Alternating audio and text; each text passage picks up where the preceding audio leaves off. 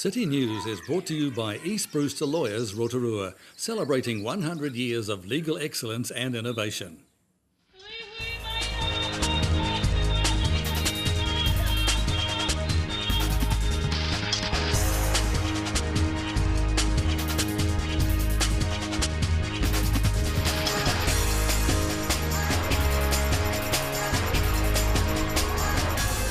Good evening, Rotorua. Tonight on City News. The Inner City Focus Group plans more workshops and meetings in the coming weeks. The Rotorua International Airport is holding a Win Your Wings to Sydney competition, and it's not too late for players to take part in this year's junior cricket season. The Inner City Focus Group, which is made up of over 180 Rotorua businesses, has been meeting to look at ways to revitalise the CBD and take back the inner city. The focus group was instigated by Rotorua retailer Mike Steiner, who has over 40 years' experience in retail in the CBD. He's also the most recent inductee to the Rotorua Business Hall of Fame. Mr. Steiner says retailers need to take back the inner city, look after it, nurture it and help it grow. There's a huge momentum and there's an excitement building. Rotorua is a beautiful place. It's a superb place. I don't know why everybody doesn't want to live here, to be perfectly, but there's so much to do. That's right. And we're rich in our assets. We really and truly are. So what we're trying to do also is just clean up that little bit in the centre. Yeah. Take care of it, scrub it up, polish it up, paint it up, make it look better, put our best foot forward and just get a little bit of a better offering. And once we do that, I think the whole thing is going to move along Because even beautifully. that's still got a lot of potential, hasn't it? Oh, huge potential. More workshops and public meetings are to be held by the Inner City Focus Group in the coming weeks. If you have spare time this holiday weekend, why not enter the Rotorua International Airport's Win Your Wings to Sydney competition? Entries open this week and 3 winners will be drawn, one each from Rotorua, Taupo and Tauranga, to win the ultimate prize package valued at almost $1,300 apiece. Airport Business Development Manager Anna Rogers says the competition has been designed to promote trans-Tasman outbound travel from Rotorua and to reinforce the ease of catching a trans-Tasman flight from within the region. Entries close at 5 p.m. on November the 3rd and winners announced on November 6th. Winners must be available to fly on Saturday, November 30th, returning Tuesday, December the 3rd. Entrants must be 18 years or older and in possession of a valid passport with at least 6 months forward validity. Accommodation, meals and spending money are not included in the prize. To enter, visit rotorua-airport.co.nz. In sport tonight, junior cricket is underway with some new changes being introduced this season. Rotorua Cricket Development Manager Dave Richardson says this year Smallbone Park facilities were being opened to junior cricket. Mr. Richardson says Smallbone Park has traditionally been a men's park, but under a new system, juniors and seniors are now one. He says the club rooms would be opened up to the juniors, with the juniors honour board also in the plans. Junior cricket is mainly played through school teams in Rotorua, catering for children in Year 1 right through to high school. Children can still register to play this year and can sign up through their schools or online at sportsground.co.nz/Rotorua. To your weather now. The forecast tonight is rain with gusty westerlies and an overnight low of 6. And just a reminder that you can plan your holiday weekend activities with help from our weekend weather roundup with Met Service, and that's coming straight up after City News. For program listings and other info or to upload images, check out our website tvrotorua.co.nz and remember to look up our Facebook page. Still to come in tonight's program, we have highlights package from the Rotorua Westpac Business Excellence Awards. Kitty Danielle meets our youngest district councillor Tanya Tapsell, and we talk with Plunkett's car seat manager Sandy Waugh.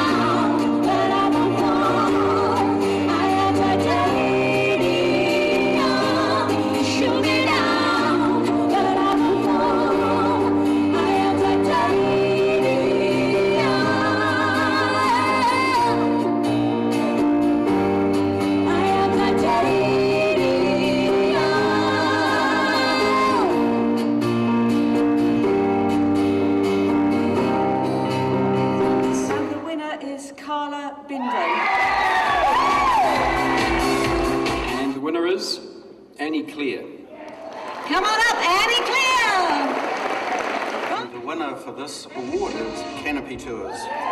Rotorua, Canopy Tours, get on up here! It's time you started now. And the winner of the Holland Beckett Manufacturing and Trade Business Award is... Plenty4. And the winner of the Unison Service Provider Business Award is... The Gardens Rest Home and Hospital.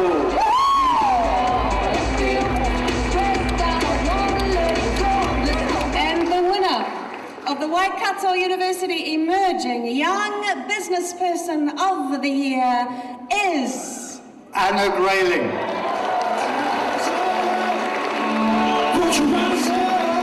Of the Trust Power Customer Service Award is... Indian Star Restaurant. Come on up, guys! And the winner of the Rotorua Trust Community Support Award is... Red Stag Timber.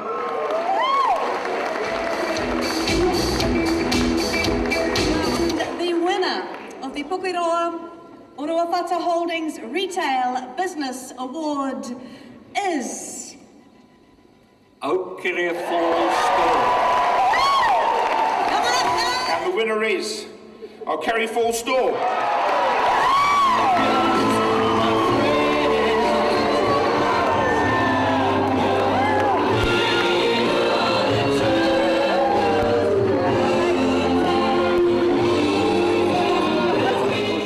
Obviously, congratulations, a bit of a double here tonight, and I guess that's capped off by the second one being the Supreme Award here at the Westpac Awards.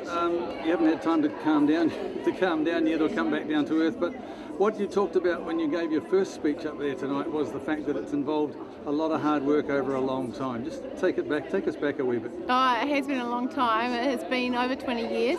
When we started Fat Dog and gone onwards. When we arrived in Rotorua almost 25 years ago, there was no cafes or no retail here, so and it was our promise to build that. And you obviously capped it off nicely here, and there's recognition, of course.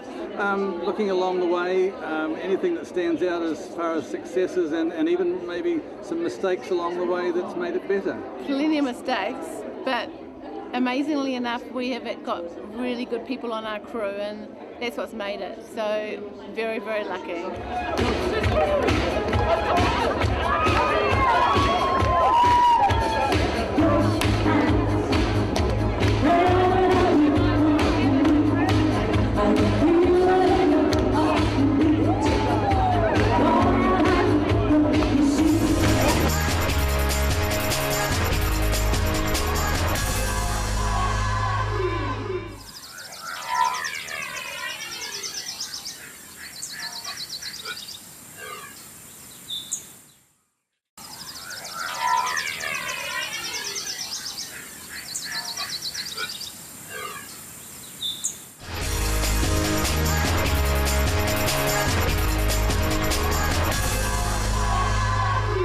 Kia ora, welcome back to City News. I'm joined now by Tanya Tapsell, who is a newly elected member of the Rotorua District Council. She's not only newly elected, she is the youngest ever member of the council. She's a female and she was voted very highly in the rankings. Thank you for joining us. Thank you. How does it feel to be voted in? Oh, it's amazing. It's amazing. It's very humbling as well. I mean, I worked really hard for it, but to come in polling 5th place was actually amazing. How hard did you work for it? Oh, very hard. There were many long days, many late nights into it. So I actually started planning for it intensively for about a year. But before that, it's been many years in the process of getting to this stage. So has it been a dream of yours? Yes, no, it has been. I was in the Youth Council about 5 or 6 years ago, and that's when I kind of got a taste of it, and I decided, no, this is what I really want to do. So it's definitely been a dream, and it's just amazing to be living that dream now. What was it that you tasted?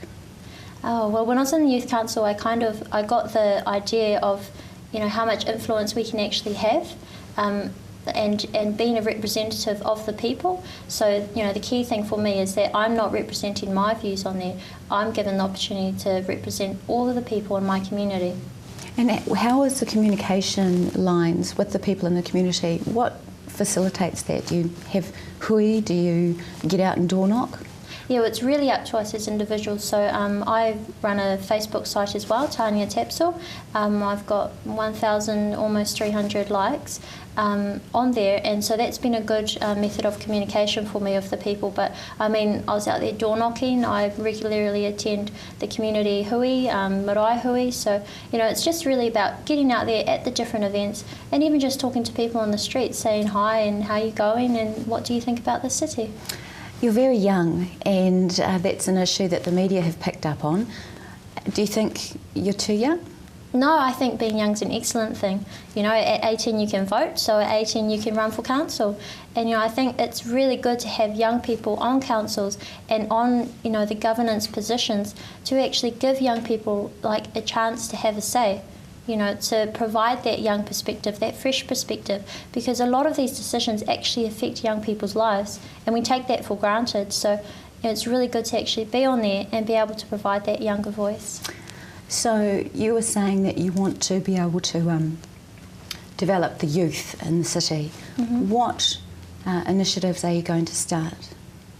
Well, there are actually currently some really good initiatives that we can help encourage. So for me, it's not necessarily about throwing everything up in the air and starting again. It's about looking at what actually works well at the moment and supporting those initiatives. So at the moment, Excel Rotorua has just been launched, which is an education initiative that is run by Te Taumata o Ngāti Whakaue Ihuaki Trust. You know, and I think that's a really positive initiative that is run in the community. It's community driven, and it actually provides the community with an opportunity to say, this is how we want our schools run, this is what we want our young people to be taught, and how we want the education to look like. So, you know, I really support that initiative. As a councillor, I support that initiative. Tell me a little bit about your history, because your last name is Tapsell. You have some very good lineage. Can you explain to people that perhaps don't know you, where you come from and your iwi, your hapu, your family? Okay, so I'm got affiliations with Te Aroa Iwi, Ngāti Whakaue Hapu. Tapsell has been quite a familiar name within politics, with my great uncle, Sir Peter Tapsell, being the first Māori Speaker of the House. So that's where I get political links from there.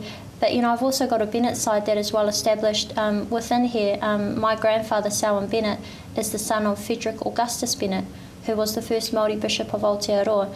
So I do come from a family of leaders, of politicians, you could say. So, you know, I do have support there. But in saying that, I've also worked hard myself, and I've also had support from various members of the community to help me get to where I am.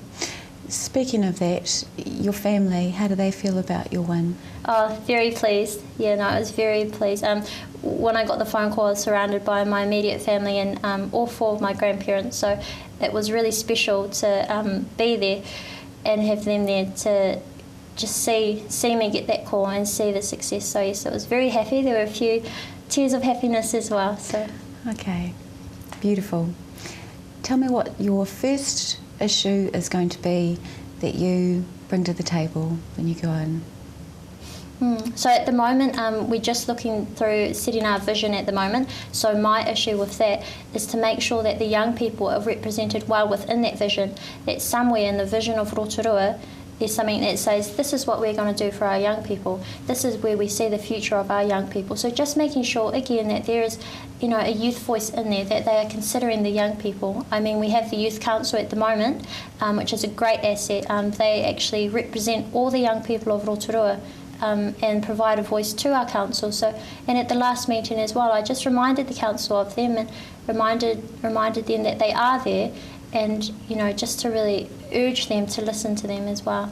Great. Well, thank you very much for giving us your time. I know you've got to go away to a meeting. It all begins. Are you nervous about the workload?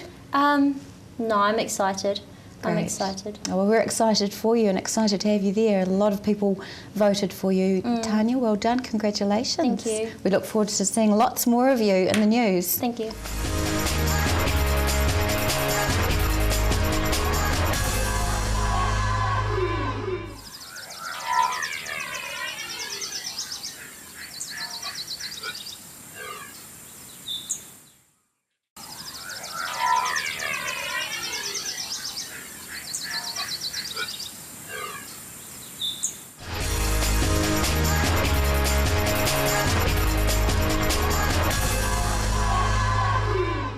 Well, car seats, hot weather, safety, it's all about what parents need to know. And one of the organisations who are the leaders in all of that is Plunket, of course. Been around for a long, long time now, well established in New Zealand society, still doing a wonderful job.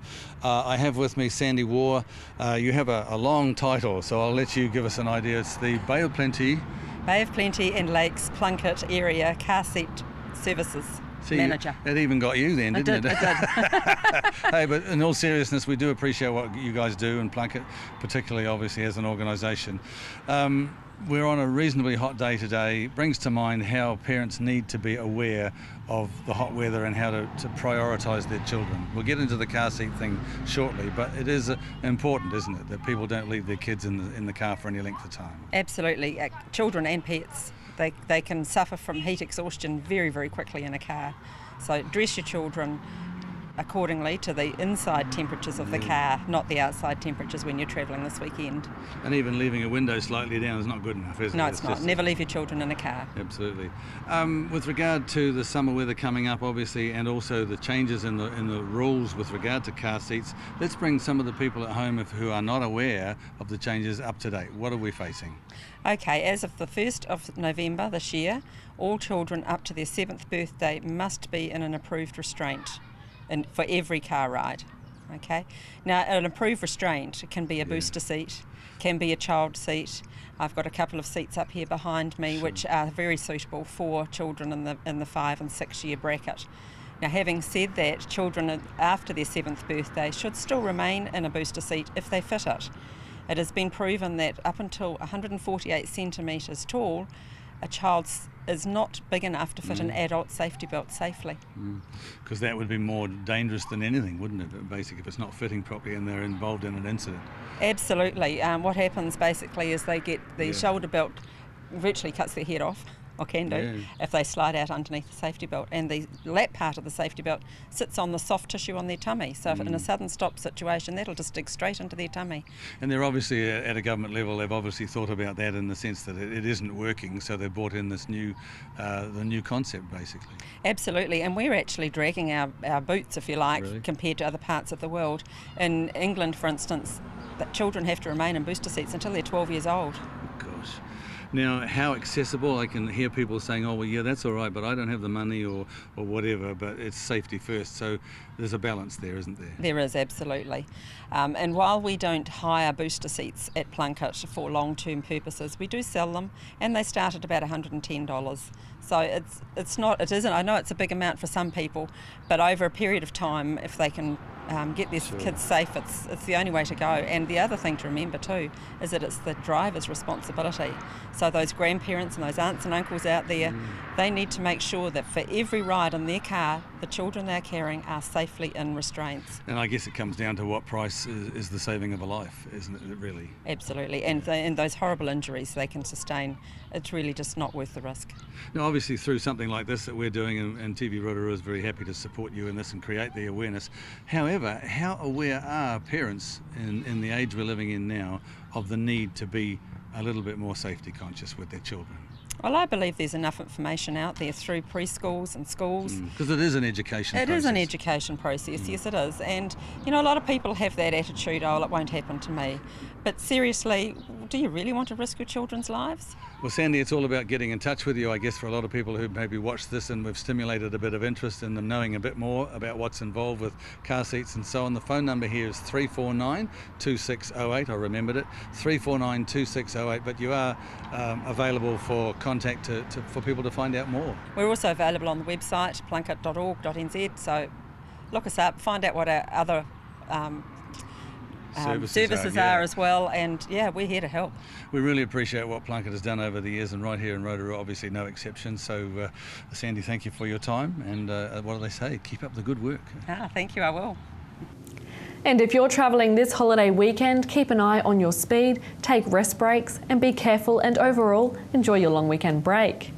If your organisation or community group has a news event that TV Rotorua can support, you can call the station and talk with one of the team on 0734 88 984 or email news@tvrotorua.co.nz. Thanks for watching tonight. Have a safe weekend. Ko Maria Rotorua.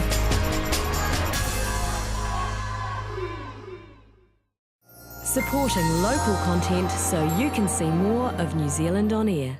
City News was brought to you by East Brewster Lawyers Rotorua, celebrating 100 years of legal excellence and innovation.